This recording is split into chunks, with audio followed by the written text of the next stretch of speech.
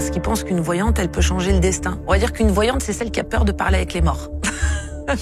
Tu sais, toute vérité n'est pas bonne à dire. De toute façon, comme je te disais, tu peux pas changer le destin. C'est la magie de la vie. Il y a des choses qu'on ne peut pas expliquer. C'est comme ça. Et heureusement que la vie est magique. Est-ce qu'on t'a déjà pris pour une folle? Mais tout le temps. Tu tires les cartes, mais tu y crois vraiment? J'ai dû connaître 2-3 vrais voyants sur 100 qui bossaient là-bas. Et la vérité, on s'en foutait, quoi. Ça nous arrivait de faire des chiffres d'affaires de 130 000 euros. Par jour? Ouais. Et quand on les faisait, on buvait du champagne. C'est quoi la pire chose qu'on t'ait confiée? Un meurtre? Non. Ah oui. Bonjour, je m'appelle Christelle, je suis une vraie voyante qui a travaillé pendant des années pour un faux cabinet de voyance. Donc je vais vous raconter tous les dessous des arnaques, des cabinets de voyance en général et un petit peu mon histoire aussi sur les gens.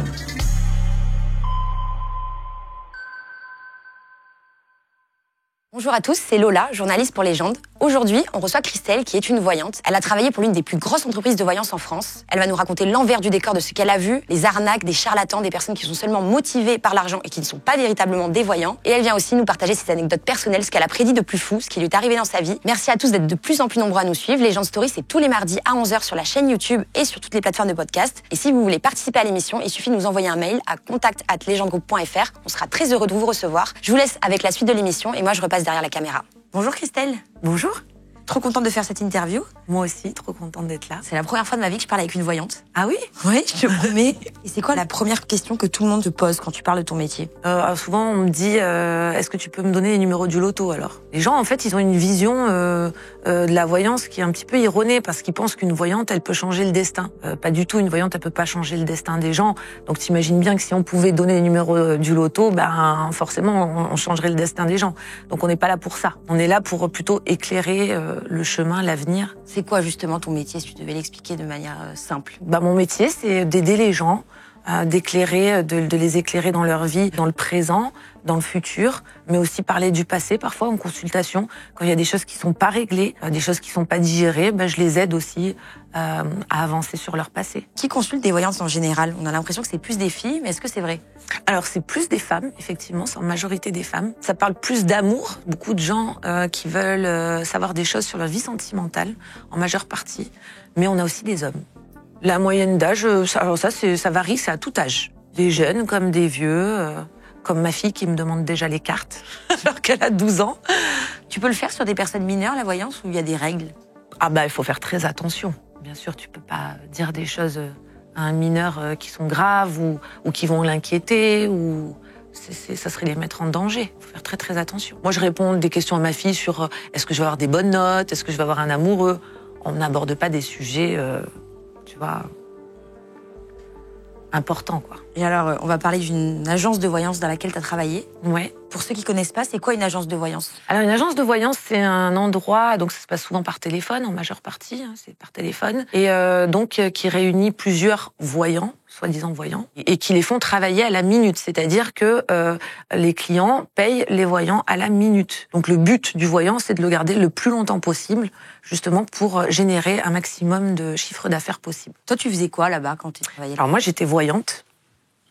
Et quand je suis arrivée là-bas, j'étais jeune, j'avais 25 ans. Et quand je suis arrivée là-bas, je croyais, avec ma naïveté, je croyais qu'ils étaient tous voyants. Donc j'osais pas regarder les collègues de travail dans les yeux, je longeais les murs, parce que je me disais, ils vont voir des choses sur moi et tout ça. Il y en avait même qui consultaient avec des lunettes de soleil. Je me disais, oh là là, alors ils doivent voir de ces choses. Ils sont obligés de mettre des lunettes de soleil. En fait, ça m'a valu une réputation après dans la boîte que j'ai su après de filles pas sympathiques qui disaient bonjour à personne, alors qu'en fait c'était pas le cas du tout. J'avais juste peur qu'ils voyaient des choses sur moi. Oui, j'avais l'impression moi qu'ils étaient tous voyants. Alors j'ai su par la suite, parce que moi je faisais vraiment les cartes, tu vois, même par téléphone, je m'appliquais, tu vois. Et ils venaient me voir, ils étaient très intrigués. Comme s'ils n'avaient jamais vu de carte. Je disais, mais vous faites ça sans carte, en fait? Moi, je pensais qu'ils voyaient, tu vois, même sans carte. Et non, mais ils me disaient, mais tu tires les cartes, mais tu y crois vraiment? Je dis, mais enfin, quelle question? Vous faites de la voyance, vous êtes voyant. Voilà, ils me demandaient même de leur tirer les cartes. Parce qu'ils n'étaient pas voyants, en fait? J'ai dû connaître 2-3 vrais voyants sur 100 qui bossaient là-bas. Le reste, c'était que des arnaques, que des commerciaux. Voilà. Justement, on va parler de ce scandale énorme après. Il t'est venu d'où, ce don? Alors, quand j'étais petite, j'habitais dans une maison, route de Belley, qui s'appelait la Bergerie. C'était une vieille maison qui avait un siècle. Et même ma mère, qui croit en rien, alors ma mère, il faut pas lui parler de la voyance et tout ça. D'ailleurs, bientôt, elle renie sa fille parce que je suis voyante. Dans la maison, elle voyait des choses. Elle voyait des ombres. Un jour, quand j'étais bébé, elle m'avait dans les bras. Elle a vu un rat d'hôtel penché sur sa table de nuit. Pour que ma mère, elle parle de ça, c'est que vraiment, elle avait quelque chose, cette maison. Et moi, petite, je ressentais des choses de fou dans cette maison. Vraiment. Et donc, de là, je me suis intéressée à la voyance. Après, j'avais aussi ma grand-mère, Mémé Carmen. Alors elle était hyper branchée avec les morts. Depuis que je suis toute petite, elle me dit « Prie les morts de ta famille, c'est eux qui vont t'aider ». Elle m'emmenait pique-niquer dans les cimetières. Au lieu de m'emmener pique-niquer dans les jardins d'enfants, elle préférait m'emmener pique-niquer dans les cimetières. Elle me disait qu'on était plus tranquille. C'est vrai que là, personne nous dérangeait. Voilà, donc elle m'a appris à pas avoir peur de la mort, à pas avoir peur des morts. Au contraire, elle me disait il faut mieux avoir peur des vivants que des morts, ma grand-mère. Ah ben, toute petite, je faisais des rêves de fou dans cette maison. Je voyais des choses. Petite, je me souviens avoir fait des rêves où je combattais le diable, carrément. C'est-à-dire qu'il venait, je le voyais, il était grand, beau, très très beau, mais je voyais pas sa tête, il était en costume. Et quand il venait, je priais pour qu'il s'en aille. Mais c'était pas ton imagination, ça? On m'avait jamais parlé du diable, tu vois. Mais dans mon rêve, je savais que c'était lui, tu vois. Tu vois l'avenir ou le passé, toi, en tant que voyante? Les deux. Les deux, on va me signaler, on va me donner des messages sur le passé quand les gens en souffrent du passé, quand ils n'ont pas réglé des choses. Alors là, à ce moment-là, on va me parler du passé de la personne. Et pour le futur, comment ça marche? Et pour le futur, tout simplement, un jeu de cartes. C'est un support qui me permet d'avoir des visions, d'avoir des flashs. Bon, je lis les cartes telles qu'elles sont, telles que j'ai appris, mais j'ai aussi des visions quand je suis en consultation. C'est quoi le jeu de cartes qu'il faut? C'est le tarot, c'est ça? Alors, le meilleur pour moi, après, à mon sens, à moi, le meilleur, c'est le jeu de 32. Tu sais, les cartes pour jouer au poker, normal. Donc 32, du 7 à l'As. Celui-là, il est vraiment très, très explicite. Il parle à court terme. Donc, tu peux faire de la voyance vraiment dans la rapidité. Il te donne beaucoup de choses, beaucoup d'éléments, des détails sur les couleurs de cheveux, le nombre d'enfants, le nombre de personnes. Il est vraiment hyper précis. Moi, je pensais que tu utilisais des cartes avec des dessins, tu sais comment. Après, je fais l'oracle de Béline, aussi très très bien, l'oracle de Béline, et le tarot de Marseille. Oui, ça, parce qu'il faut avoir une connaissance des cartes, on s'improvise pas. Il faut quand même apprendre, les cartes, oui, à la base. Moi, je les avais appris, j'avais 16 ans. C'était une copine à moi elle en avait marre que je lui demande de me tirer les cartes, parce que j'étais amoureuse de son frère. Et elle me dit, vas-y, je vais te mettre un jeu de 32, je vais te le marquer, et puis tu vas te faire les cartes toute seule. Alors je restais des journées entières à la maison à me tirer les cartes. Et de là, tu vois, j'apprenais. Parce que il faut aussi travailler ton support. Et ça marchait? Ah ouais. Des fois, je me disais, mais ça, je me le suis vu et tout. C'est quoi la différence avec une médium? Alors, pour moi, une voyante, en fait, on dit qu'une voyante, elle fait uniquement de la cartomancie, et qu'elle a pas, si tu veux, ses visions, ou alors qu'elle parle pas aux défunts, tu vois. Mais pour moi, quand une voyante, elle fait de la cartomancie, elle a forcément des visions. Tu peux pas faire un jeu de cartes avec quelqu'un, forcément, si tu veux, les cartes appellent les visions et les flashs. Donc moi, je pense que c'est un petit peu pareil. On va dire qu'une voyante, c'est celle qui a peur de parler avec les morts. Donc toi, tu te dis plus voyante que médium? Moi, j'ai pas peur des morts. Donc, tu peux être médium aussi. Exactement. Et du coup, c'est génétique, tu crois? Il y a ta grand-mère? Donc, il y a ma grand-mère, il y a ma mère qui a aussi le don, mais ma mère, elle a tellement peur, elle veut tellement pas croire en ça, mais ma mère, elle m'a sorti des choses pas mal, des fois. Ça lui fait très peur, ma mère.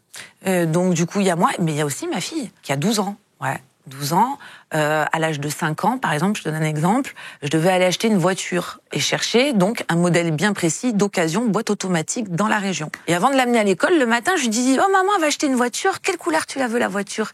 Elle me dit « Blanche avec l'intérieur rouge, maman. » Oh, j'ai dit « Oh, c'est pas mal, quelle drôle d'idée. » Tu sais, moi jamais, je pensais trouver une voiture blanche avec l'intérieur rouge. C'est introuvable. J'appelle le magasin, donc je la dépose à l'école, j'appelle le magasin, il me dit « On en a une, effectivement, mais la seule de dispo, elle est blanche avec l'intérieur rouge. » Voilà. Tu l'as prise, du coup? Ouais, j'ai prise, ouais. Ouais, parce que je cherchais ce modèle-là, il y avait que celle-là. Donc, tu vois, encore un coup du destin. Tu penses pas que c'est une intuition ultra puissante? Je pense qu'on a tous de l'intuition.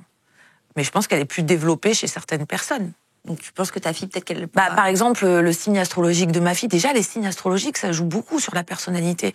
Le signe astrologique de ma fille, c'est Poisson ascendant Cancer. Et je me rappelle, j'ai rencontré un très grand astrologue, j'avais fait faire le thème de la petite, et il m'avait dit, mais heureusement qu'elle a une maman taureau ascendant taureau, parce que elle va être perchée, ta fille, elle va être très très intuitive. Tu sais, c'est 2 signes d'eau.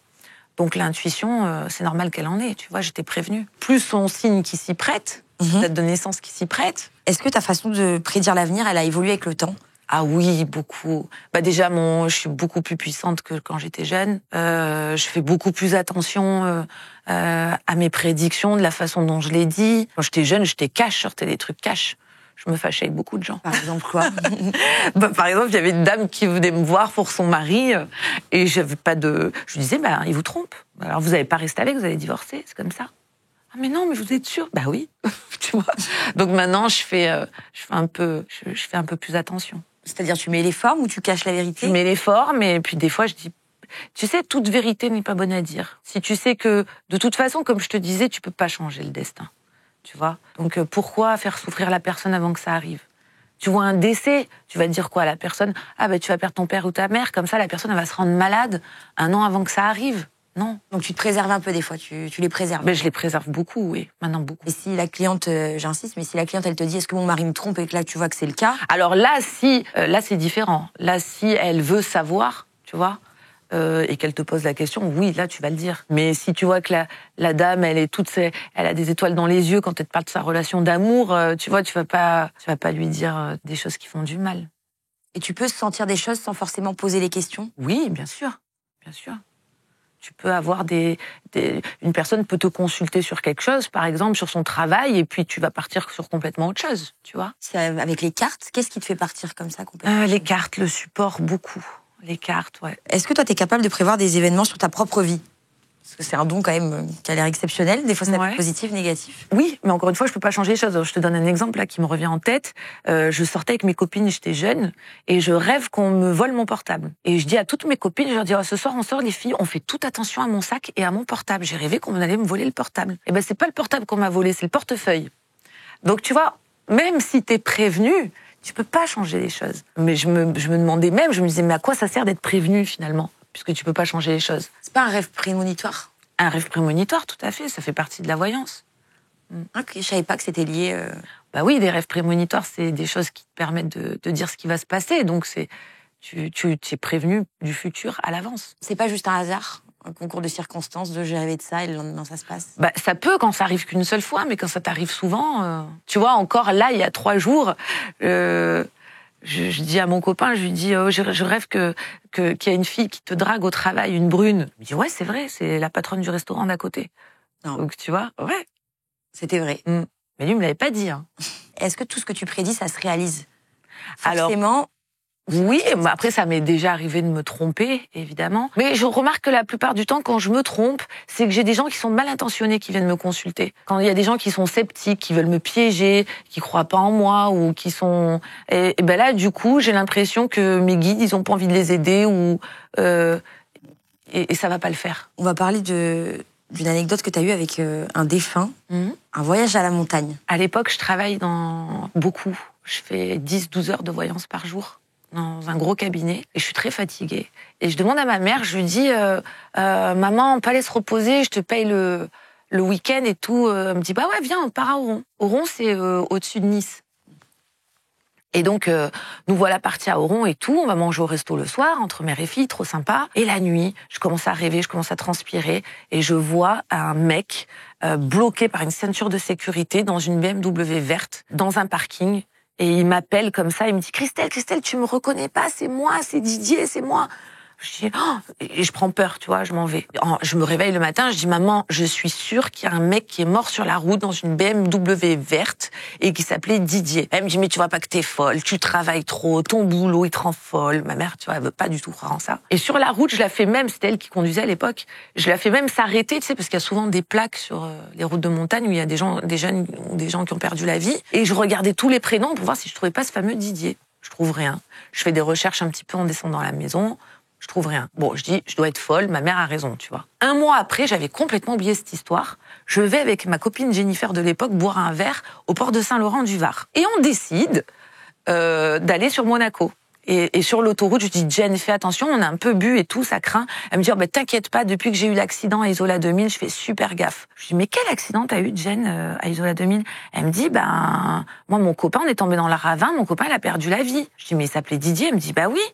J'ai c'est une BMW verte, elle me dit oui. Et en fait, si tu veux, la route pour aller à Isola 2000, c'est la même que pour aller à Oron, sauf qu'à un moment donné, elle se sépare. Donc j'avais trouvé qui c'était ce fameux Didier qui était mort dans la BMW verte. Non mais c'est fou. Ouais. Ça s'était produit combien de temps avant l'accident? Ça devait dû se passer peut-être 5-6 ans avant.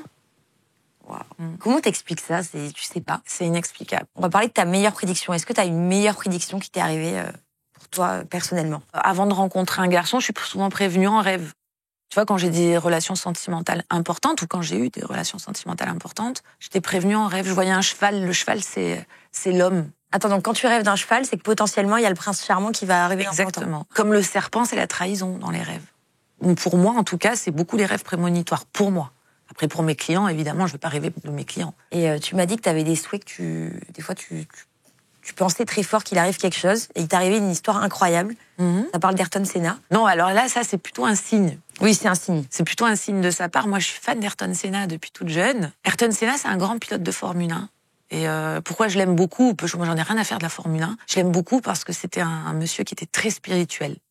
D'ailleurs, c'était le meilleur sous la pluie parce qu'il conduisait à l'intuition. On le prenait pour un fou parce que quand il a gagné le Grand Prix du Brésil, il a dit qu'il sentait Dieu, la présence de Dieu dans la voiture. Tu vois, il avait été très critiqué parce qu'en plus, le pauvre, il en parlait, lui, nature, tu vois. Moi, j'adore son aura, j'adore ce personnage, vraiment. Là, je me suis rendue sur le circuit d'Imola, donc là où il est décédé. Je lui dis, vas-y, on est venu jusqu'ici, Ayrton, fais-nous des signes. Et là, on voit un papillon bleu. Déjà bleu, tu sais, c'est super rare. Ma fille l'a vu aussi. J'aime bien parce qu'elle s'émerveille aussi, tu vois, de tout ça. Il y a un avion à hélice qui passe juste au-dessus de la voiture.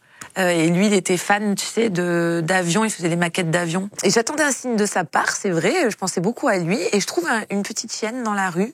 Elle était pucée. Le vétérinaire me dit qu'elle s'appelle Bianca, son nom de naissance.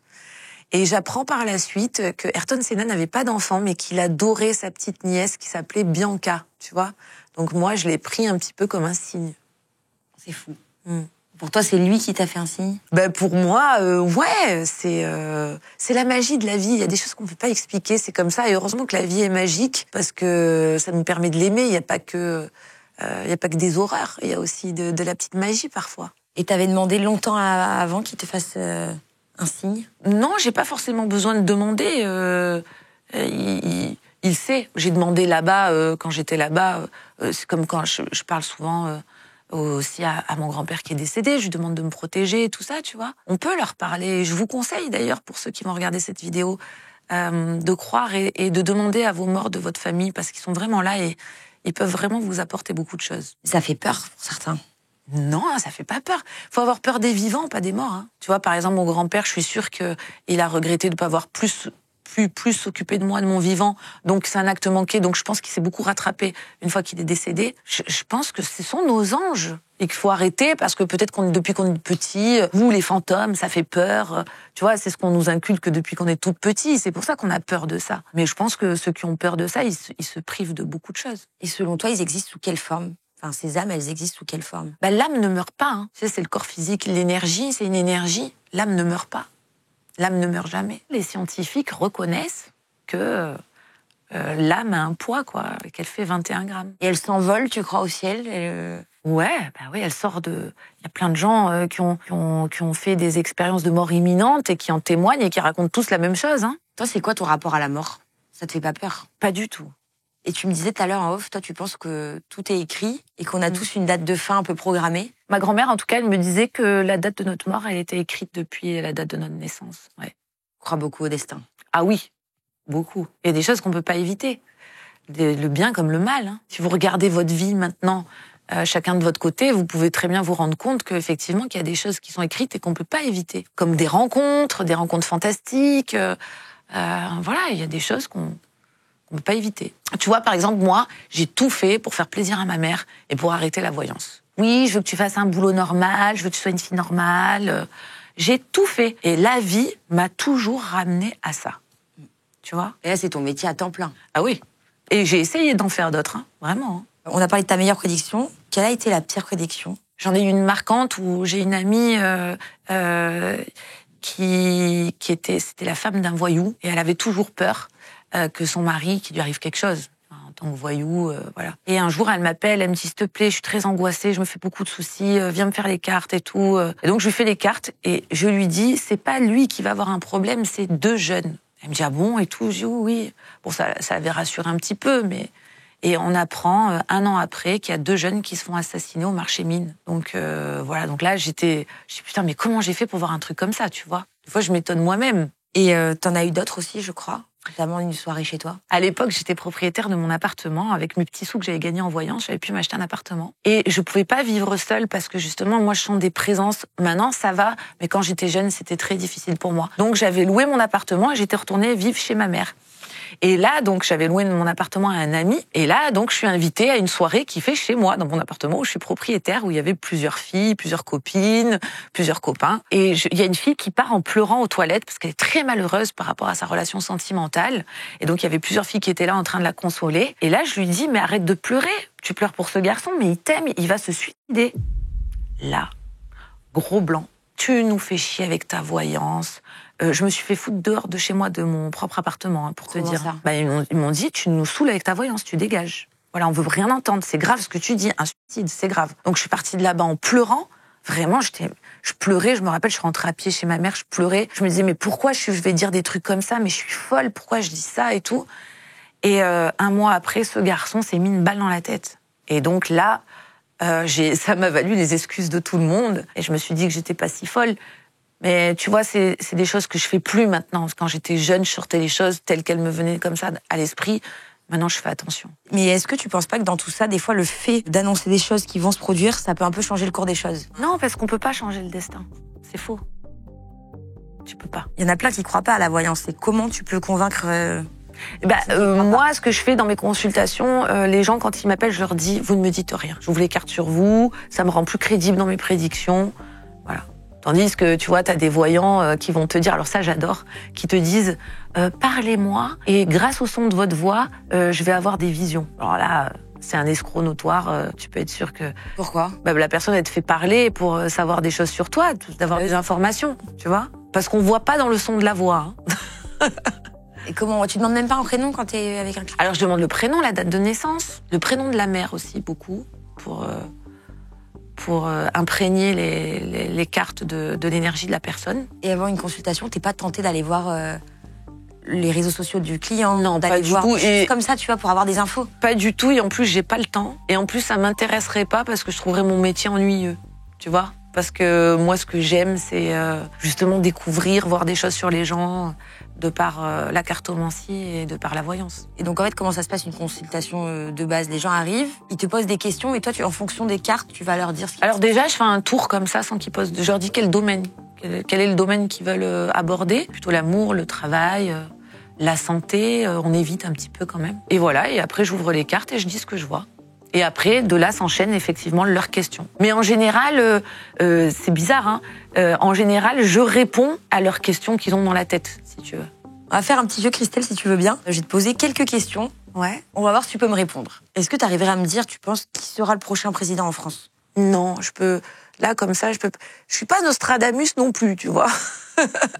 Mais là, non, je pourrais pas te dire comme ça. Je vois des choses, mais je vois pas tout, et heureusement. Et qu'est-ce que tu vois? Tu penses que ce sera plutôt un homme, une femme? Je pense que ça sera encore problématique. Est-ce que tu penses que YouTube va remplacer la télé? Oui. Mon intuition. Ah oui, complètement. On regarde plus les réseaux sociaux, YouTube et tout ça que... Ah oui, je crois que il va y avoir vraiment un changement de vie. Oui, bien sûr, je pense que YouTube va remplacer la télé. Et est-ce que tu penses que ton interview qu'on est en train de faire en ce moment va passer le million de vues, là? Je l'espère, mais je pense qu'on va faire beaucoup de vues, oui. Te dire un chiffre exact, je ne peux pas, c'est comme prédire les numéros du loto, mais je pense qu'on va faire beaucoup de vues. Je m'étais fait un tirage avant de venir. C'est vrai? Et c'était pas mal, ouais. Qu'est-ce que tu t'es demandé? Je me suis demandé si ça allait m'apporter, est-ce que ça allait m'apporter du positif, de passer dans cette émission ou pas. Oui, ça va m'apporter beaucoup de positif. Et tu peux pas me dire une date précise? Non, non, alors les dates, alors là, mes clients, ils le savent, hein, tout le temps. Mais tu peux me donner la date? Je peux pas donner la date. Le temps, on le voit pas, le temps. Tu vois, je peux aussi bien te faire des prédictions. Des fois, j'ai des retours de clients qui me disent « Ah, ce que tu m'as prédit, c'est arrivé, mais 2 ans après. » Et des gens qui sont très, très en colère, qui t'appellent un mois après et qui te disent « Ah, mais ce que tu m'as dit, n'importe quoi, c'est pas du tout ça qui s'est passé. » Et 6 mois ou peut-être 1 an après, ça arrive. Des fois, les gens sont pressés, ils veulent que ça se passe tout de suite, tu vois. Et donc, quand t'as des visions, tu peux pas donner de temporalité? Non. C'est comme si t'étais, pour que tu comprennes ce que c'est une vision, c'est comme si t'es dans une voiture en train de conduire et que tu vois un arbre. Et que la personne à côté, elle te dit, dans combien de temps on arrive à l'arbre? Tu vois, tu peux pas savoir la distance entre ta vision et le moment présent. Tu peux pas savoir la distance. Alors, tu m'as dit aussi, c'est assez fou, ton don est accentué avec l'alcool. Moi, en tout cas, personnellement, si je bois un petit peu, eh ben, l'alcool accentue mon don, mes dons. Donc, je vais voir des choses sur les gens beaucoup plus facilement et j'ai moins d'appréhension en plus à le dire, tu vois. Donc, c'est beaucoup plus facile. Mais tu sens vraiment, comme là, par exemple, si on va au bar et qu'on boit un verre de rosé, qu'est-ce que tu sens? Ah, ben, je peux te choper quelqu'un que je connais pas et lui dire, dans ta vie, il se passe ça, ça, ça, tu vois. Mais arrête. Non, je te jure. Et je pense qu'avoir un don, tu sais, on dit avoir un don. Avoir un don, c'est être capable de s'abandonner complètement. Je pense que n'importe quelle personne qui est capable de s'oublier soi-même pour aider l'autre, elle a forcément un don. C'est le don de soi, tu vois. C'est ça, avoir un don. C'est être capable de complètement s'oublier. Personne n'a jamais cru que c'était des affabulations que tu avais sous alcool, que c'était juste tout simplement que tu étais saoul, quoi. La plupart du temps, je fais peur aux gens. J'ai fait partir plusieurs personnes en soirée parce que j'ai dit le prénom de son père qui était décédé et il a mal vécu et il est parti en courant. Comme ça, d'un coup. Ah ouais, et des fois je fais tellement peur aux gens, ils s'en vont. Et comme je te dis, il y en a qui sont pas prêts à parler de ça, quoi. Voilà. Et tu me disais qu'avec l'alcool aussi, tu peux choper des mauvaises âmes, c'est comme ça que... Oui, parce que il faut faire très attention. Tu peux aller dans des boîtes de nuit où il s'est passé des choses graves, où il y a des mauvaises entités qui sont dedans. Et effectivement, le fait de boire et tout ça, comme ça ouvre des chakras, des choses comme ça. Et bien, de la même façon que toi, tu peux recevoir des messages, tu peux aussi recevoir des mauvaises énergies, tu vois. Et comment on se débarrasse si on a chopé des mauvaises énergies? Alors, les mauvaises énergies, c'est beaucoup la prière. Et moi, je conseille à tout le monde d'aller voir des prêtres. Parce qu'il y a vraiment des prêtres qui sont là pour ça. Prêtres exorcistes, on en voit beaucoup maintenant. Il y en a même un qui a écrit un livre. Parce que quand on te jette un sort ou quelque chose comme ça, on fait appel aux forces du mal. Donc, qui, mieux qu'un prêtre exorciste, peut combattre les forces du mal? Personne. Justement, on a fait un Légende Live qui sortira un samedi prochainement sur un prêtre exorciste. Antoine, il est parti, il a suivi un prêtre exorciste. C'est impressionnant. Ah oui. Est-ce qu'on t'a déjà pris pour une folle? Mais tout le temps. Qu'est-ce que tu leur réponds? J'assume. Je me dis que je drive bien ma vie pour une folle. T'es pas parano des fois avec ce que tu vois, tes flashs, tes visions? Alors, je suis pas parano, mais par contre, on me traite souvent de parano, et au final, je m'aperçois que j'avais raison. Et les gens s'aperçoivent que j'avais raison. Et après, ils reconnaissent que j'avais raison. Mais ça peut pas t'angoisser si, par exemple, là, tu vois un flash hyper négatif sur ta fille ou ton mari ou toi? Non, parce que je pense qu'on a une protection naturelle. On a reçu il y a pas longtemps, justement, sur les gens le père Bobla, qui nous a dit que tous ces dons de voyance et tout ce que tu rencontres et ce que t'as, c'est peut-être donné par le Seigneur. Qu'est-ce que t'en penses de ça? C'est quoi ton rapport avec la religion? Moi, je crois beaucoup en Dieu. Dieu, ou on l'appelle comme on veut. Je pense que on a tous le même Dieu, mais qu'on a plusieurs religions et plusieurs façons de l'aborder. Je pense que oui, c'est vrai, parce que je me dis, je fais tellement de bien aux gens. Donc, pourquoi pas que ça doit venir peut-être de quelque chose de divin, tu vois. Mais après, j'ai parlé à des prêtres exorcistes qui m'ont dit que c'était pas bien du tout, mon métier. Hein. Ils m'ont dit que c'était l'ésotérisme, il faut pas toucher à ça. Il me disait, promets-moi que tu le referas plus. Mais tu vois, je comprends pas, parce que je fais que du bien aux gens. Je leur fais pas de mal. Plus touché à quoi? À la voyance. Et est-ce qu'il y a des charlatans dans ce métier? Beaucoup, beaucoup dans tous les gros cabinets de voyance et tout ça, c'est pour la plupart, c'est des charlatans. Pour les reconnaître, par exemple, quand vous consultez quelqu'un, il faut d'abord lui dire, dis-moi ce que tu vois toi, sans me connaître. C'est pas moi qui dois te parler, c'est à toi de me parler. Et après, c'est à vous de ressentir si la personne vous capte vraiment ou pas. Tu sais que moi, ça m'est arrivé d'être en consultation, véridique, hein, et de dire des choses aux gens, et les gens me disent « Ah, mais vous voyez vraiment ?» Bah ouais, tu m'appelles pour ça, non?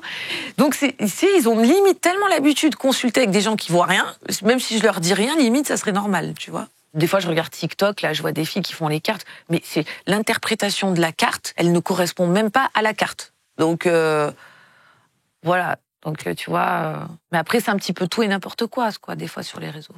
Alors, justement, en parlant d'arnaque, toi, tu as travaillé pendant 10 ans pour l'une des plus grosses agences de voyance françaises. Comment ça se passe quand tu arrives là-bas? Toi, au début, tu arrives en tant que jeune voyante? Ouais, naïve. Donc, j'arrive là-bas, je pense que tous les voyants voient. Donc, je pense qu'ils vont me voir. Donc, je longe les murs, je dis bonjour à personne. Voilà, et puis je fais mon job et après, j'apprends que, en fait, non, ils sont pas tous voyants et que j'étais ridicule de penser ça. Comment ça, ils n'étaient pas tous voyants? Bah, il y en a qui voyaient rien du tout.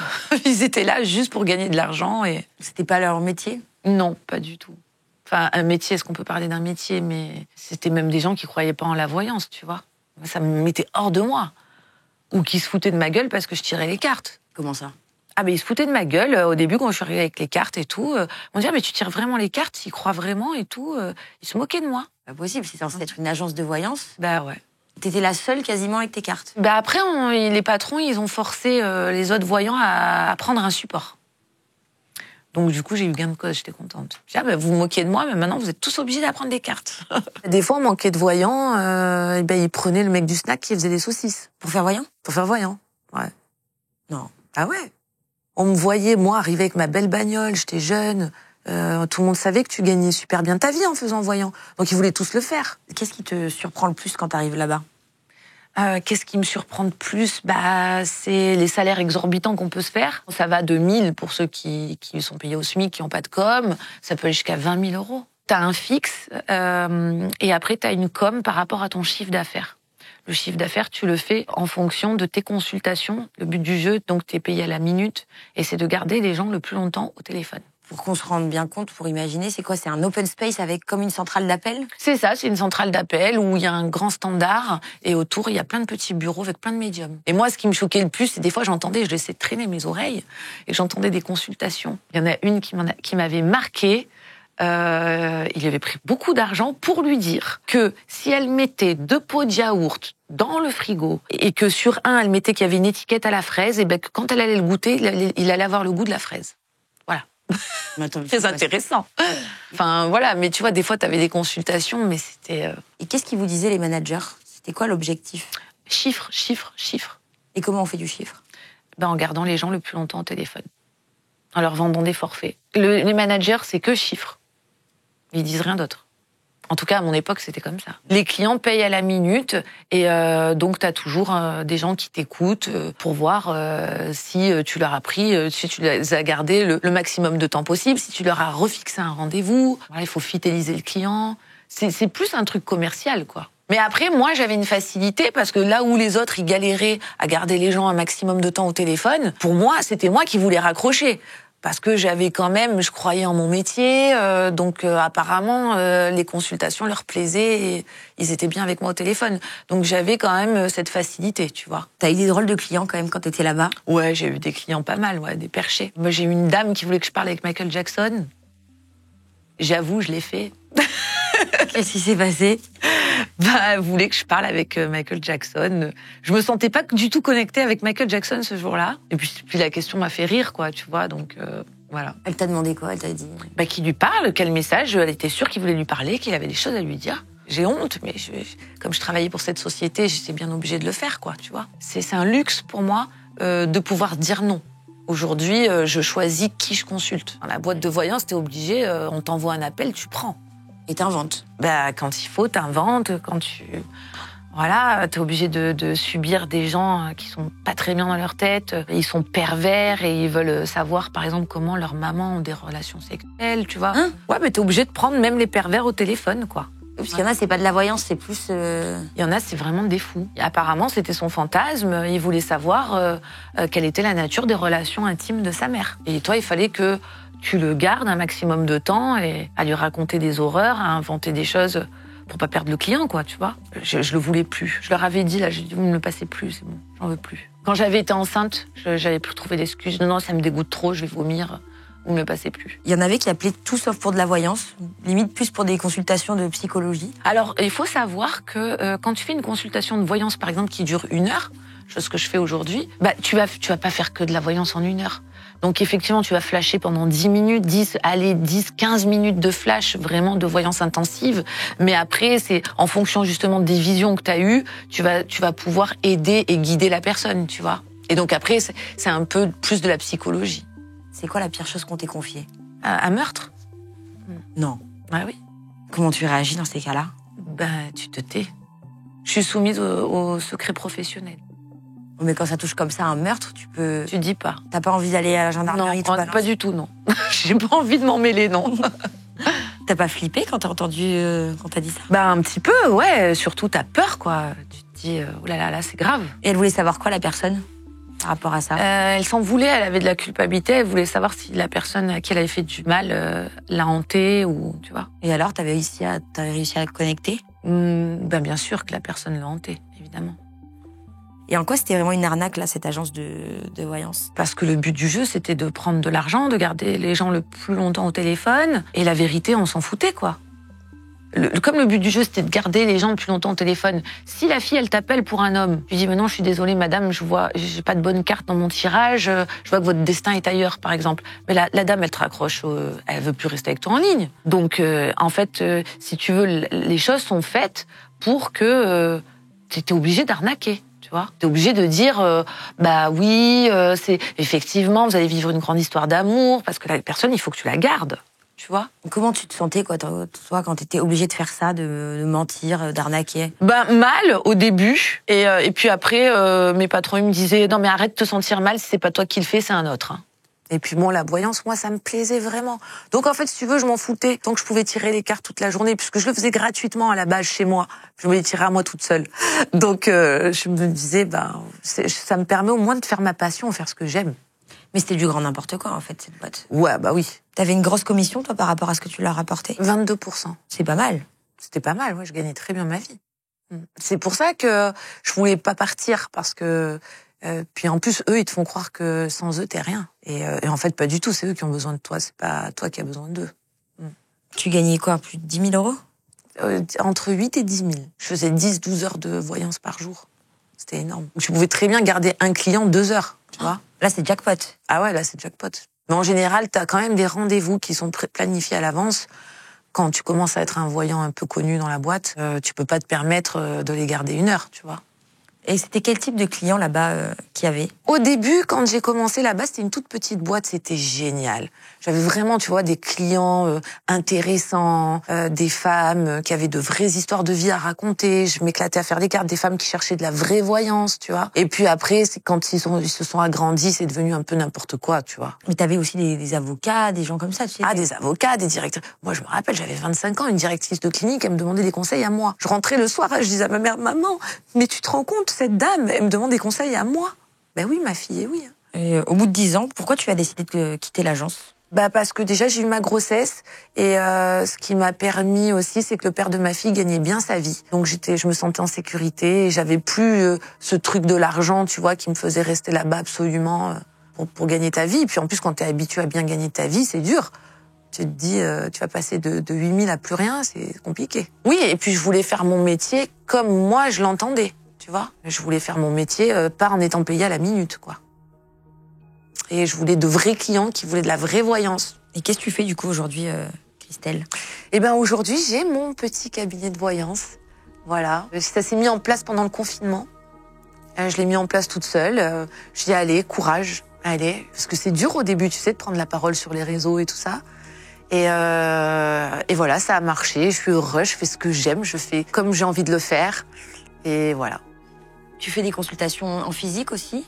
Oui, ça m'arrive, mais principalement par téléphone. Tous les jours sur Facebook, tu fais aussi le taroscope, c'est ça? Et tous les matins sur Facebook, je fais le taroscope. Donc j'ai trouvé cette nouvelle méthode en fait, grâce à la cartomancie, de donner l'influence de la journée pour chaque signe. Voilà. Et c'est quoi du coup ton Facebook, si jamais les personnes qui nous écoutent veulent? Mon nom sur Facebook, c'est Tel Christelle. T-E-L et plus loin Christelle, avec 2 L-E.